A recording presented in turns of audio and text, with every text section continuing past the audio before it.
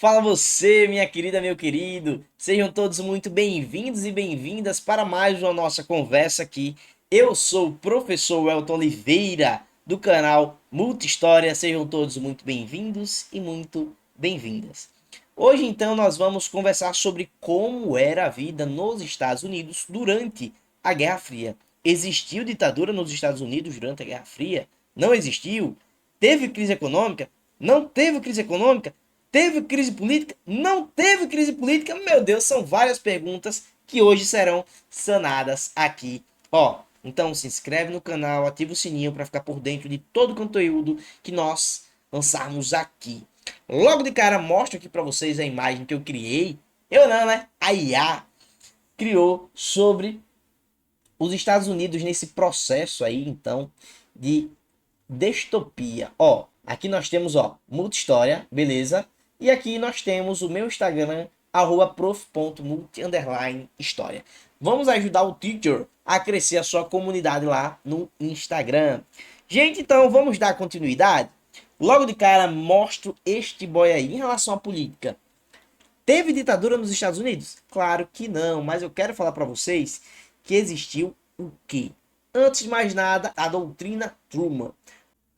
A doutrina Truman, ela vai surgir aí em 1947 e ela vai ter como principal característica a oposição ao comunismo, ou seja, a doutrina Truman, a gente pode defini-la como um conjunto de políticas externas que vai tentar ao máximo lutar contra o comunismo, ou seja, a gente pode falar para vocês que a doutrina Truman é uma política anticomunista. E aí então ela vai pretender apoiar aí qualquer país sob a ameaça desse comunismo. Não à toa, como desdobramento dela, nós vamos ter a criação do Plano Marshall e da OTAN. Certinho, gente? É importante a gente falar que durante esse período da Guerra Fria, os Estados Unidos estavam extremamente preocupados com isso aqui, com o perigo vermelho, com o perigo da expansão vermelha, que basicamente quer dizer a expansão da URSS, a União das Repúblicas Socialistas Soviéticas. Bom, quero falar para vocês que durante esse período nós vamos ter o desenvolvimento do marcatismo, e aí nós temos a imagem do senador, né, que vai ser o responsável por desenvolver essa perseguição que nós vamos intitular sobre. Ó, é importante a gente falar que não houve ditadura nos Estados Unidos durante esse período da Guerra Fria, mas também é importante a gente falar que houve sim perseguição. As pessoas que tinham ideias minimamente socialistas acabaram sendo expulsas e tiveram que ser exiladas em outras regiões do mundo, certo? Quero falar para vocês ainda que diversos artistas, como o próprio Charlie Chaplin, vão acabar sendo perseguidos por esse ideal do marcatismo que vai ser disseminado. Marcatismo vem do sobrenome de um senador, certo? Então esse senador vai ser o responsável por promover a ideia dessa perseguição que deve ocorrer a todo tipo de ideal socialista barra comunista nos Estados Unidos durante esse período. Não teve ditadura, mas teve perseguição. Ó, quero falar para vocês em relação à economia. Nós estávamos vivendo o Plano Marshall. E o que foi isso, né? O que foi o Plano Marshall? O Plano Marshall vai ser um desenvolvimento dos Estados Unidos, certo? Para quê? Para que nós tenhamos a recuperação dos países europeus. Então, os países europeus vão acabar pegando dinheiro emprestado com os Estados Unidos para reerguer a sua economia pós Segunda Guerra Mundial. É importante a gente falar que a Guerra Fria vai ser um processo que vai ser iniciado a partir do fim da Segunda Guerra Mundial, no qual nós vamos ter uma polarização. O mundo será dividido em duas potências. Elas vão ser responsáveis por simplesmente jogar aí a sua zona de influência política e econômica. Quais serão essas superpotências? Estados Unidos da América e União das Repúblicas Socialistas Soviéticas, ou ainda União Soviética, que é a mesma coisa. Bom, certinho? Então, uma parte do mundo vai ficar polarizada, ligada aí aos Estados Unidos, a outra parte do mundo ficará em cargo da União Soviética. Então, eles estão se degladiando loucamente, como se não houvesse amanhã. O plano Marshall vai ser esse plano econômico, no qual os Estados Unidos vai acabar financiando diversas ditaduras pelo mundo, diversas ditaduras pelo world, inclusive nas Américas.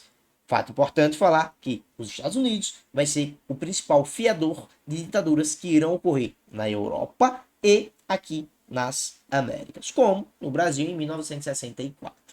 Se vocês querem aula sobre 1964, sobre o golpe, sobre, enfim, comentem aqui que o tio faz também. Ó, é importante a gente falar que durante esse processo do Plano Marshall, os Estados Unidos está ganhando dinheiro porque ele está emprestando para a galera da Europa, né? Então o Zé está emprestando para a galera da Europa.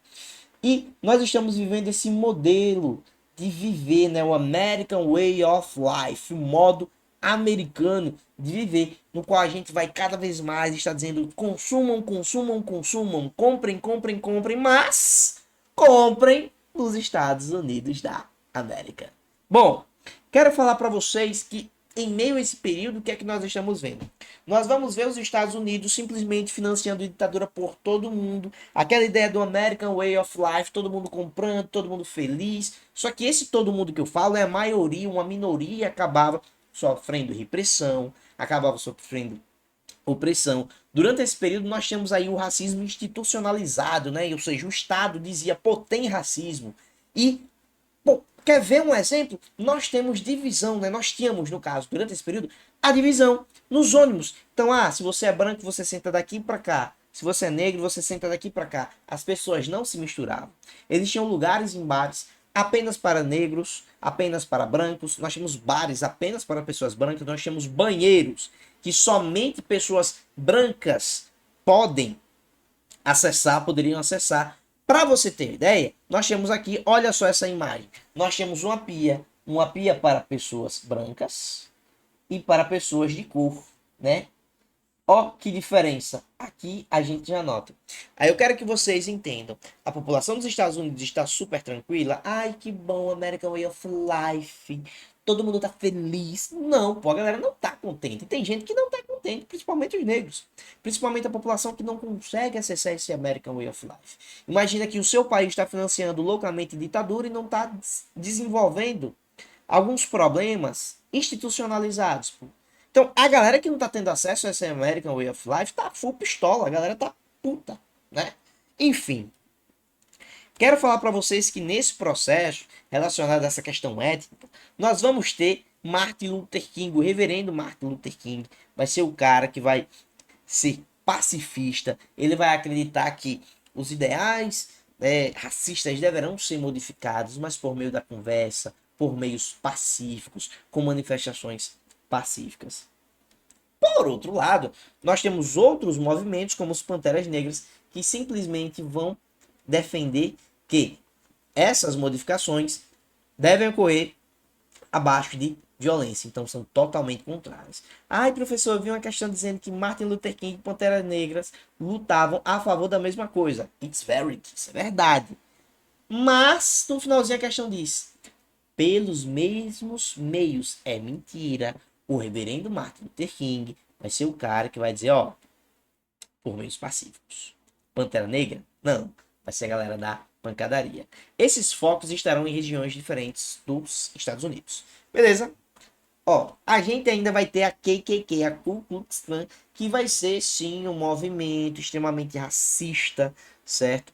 Que vai querer dar fim aos negros nos Estados Unidos. Eles acreditavam que os negros deveriam cair fora. Eles vão ser responsáveis por queimar diversas propriedades de pessoas negras. Enfim, KKK fará perseguição louca a essas pessoas. Se vocês querem um vídeo específico sobre Martin Luther King, específico sobre os Panteras Negras, específicos sobre a KKK, falem com o tio, que o tio proporciona para vocês. Nesse interim, nós vamos ter o processo de contracultura. Então, a gente vai ter diversos questionamentos da sociedade, como eu tinha adiantado para vocês. Diversas pessoas não vão conseguir acessar esse American Way of Life. Diversas pessoas não vão conseguir fatidicamente acessar tudo que os Estados Unidos vem propagando para o resto do mundo. Então, eles vão começar a ser subversivos. Será que a palavra seria essa? Como assim subversivos? Imagina que nós temos a o modo americano de viver, esse consumismo louco. Tem pessoas que não conseguem acessar, e aí os Estados Unidos botam um tapa-olho e fingem que não tem ninguém. Só que algumas sociedades conseguem ter acesso a esse American Way of Life e se negam.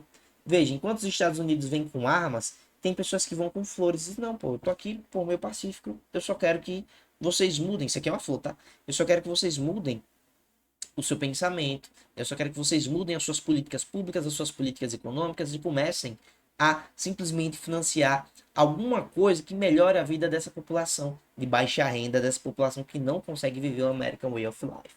Então, quero falar para vocês que essa galera da contracultura vai ser responsável por um estilo de vida totalmente diferente. Eu posso falar para vocês sobre os hips, posso falar para vocês que a galera do movimento contra a cultura.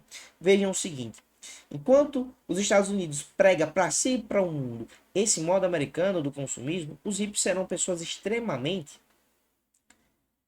desprendidas dessa sociedade. Então, eles vão ter cabelos incomuns, eles vão ser bem tranquilos. A questão dele não é, eu não quero trabalhar porque eu sou preguiçoso. Não, não é isso. A questão é trabalhar para quê se o mundo está acabando? Trabalhar para quê se os Estados Unidos poderia proporcionar melhoria para a nossa sociedade, mas ele prefere financiar, por exemplo, a guerra do Vietnã. O contra a cultura a gente pode ver, por exemplo, o Supla, né? Aí a imagem do Supla.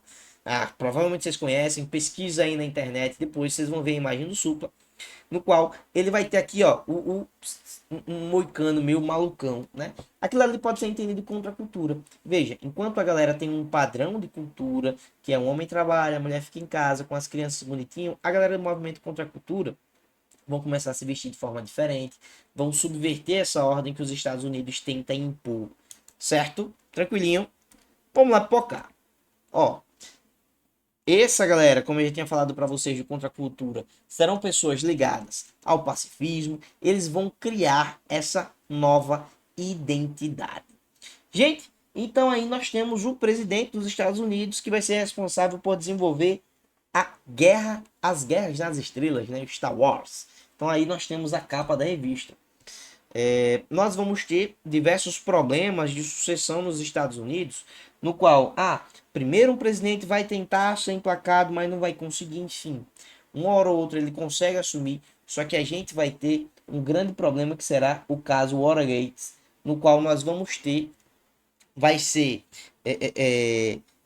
vinculado a informação de que o presidente ele simplesmente estava espionando o outro partido, certo? Isso vai ser um absurdo naquele período. Se vocês quiserem uma aula específica sobre o caso Watergate, estarei aqui falando para vocês. Com o fim da Guerra do Vietnã, é importante a gente falar que os Estados Unidos acabou perdendo a Guerra do Vietnã. Os Estados Unidos saiu perdedor. Então a superpotência que até então se colocava como o cara da doutrina Truman, né? América para os americanos, o cara do American Way of Life, a superpotência econômica, o cara que poderia desenvolver, ajudar a desenvolver a humanidade, é essa que eles passam, simplesmente perderam uma guerra. Eles têm a maior parte de soldados no território do Vietnã, só que eles acabaram perdendo a guerra. Perderam a guerra para um país, então, socialista, para um país que estava tentando defender os seus meios e que não tinha nem um pouco das táticas militares que os Estados Unidos tinham, não tinha nem um pouco da riqueza que os Estados Unidos tinham, não tinha nem um pouco da economia que os Estados Unidos tinham. Mas ainda assim, a galera do Vietnã conseguiu vencer os Estados Unidos. Isso vai ser um baque para aquela sociedade, certo? E eles vão dizer, pô, para que isso? Para finalizar em relação à guerra do Vietnã, vão ser veiculadas informações, tá? E vídeos de norte-americanos que estavam lá se drogando, ou de ex-soldados que já estavam nos Estados Unidos se drogando com heroína, enfim, com diversas outras drogas que vão ser totalmente rejeitadas por toda a sociedade. Bom, o que mais eu tenho para falar para vocês? O Jimmy Carter vai ser o presidente responsável por dar novos rumos, então ele vai tentar uma política mais liberal, vai tentar promover uma distensão, vai tentar promover novas políticas no sentido de cada vez menos financiar essa guerra, tá? Entre Estados Unidos e União Soviética, essa guerra ideológica, tá? Ele vai tentar promover essa distensão. Nós vamos ter o programa Guerra nas Estrelas, que vai ser responsável por proteger os Estados Unidos caso haja algum ataque da União Soviética. Esse vai ser o período no qual os Estados Unidos cada vez mais estará se endividando no sentido de direcionar a sua economia para essa corrida espacial, para essa corrida armamentista, para financiar diversas ditaduras no mundo, ao invés de simplesmente financiar uma melhor saúde e uma melhor educação. Fato curioso é que até os dias de hoje, os Estados Unidos, eles simplesmente não possuem um sistema de saúde pública como o SUS no Brasil. Certo? Tudo lá é pago e horrível de caro. Existe um documentário, acho que é SICO, CSIKKO, uma coisa assim nos Estados Unidos, aliás, no YouTube. E aí o que é que vocês fazem? Vocês vão aí, vocês assistem e veem o absurdo que foi. É bem antigo, mas é bem interessante. Ó, a galera dos Estados Unidos vai tentar proporcionar então esse enxugamento do Estado. Ou seja, cada vez mais o Estado deve interferir menos na economia. Então, ó, menos Estado. Vamos pensar nos dias de hoje? Vai ser o Estado que nós vamos falar como Estado mínimo, a mínima participação do Estado na economia, uma mínima intervenção. O Estado não deve intervir nessa economia. Gente, só que o que é que vai acontecer? A partir da década de 80, né, já no início, no fim da década de 70, início da década de 80, dos 1900, a União Soviética vai começar a sua decadência, ela vai começar a sua dissolução. Nós vamos ter diversos problemas estruturais que serão abordados em outras aulas, aqui em outras conversas. Só que com a decadência dos Estados Unidos, aliás, com a decadência da União Soviética, com a decadência desse país, né, dessa superpotência, nós vamos ter, obviamente, o fim dessa Guerra Fria. Não há sentido em dar seguimento a uma guerra no qual uma parte já foi de arrasta para cima, foi de F. Né? Então vamos lá. Gente, tá aí a nossa imagem. Sou o professor Welton Oliveira, aqui do canal Muita História. Meu muito obrigado por assistir. Isso aqui foi um prazer estar com vocês. Beijão. Tchau, tchau. Até a próxima. Valeu!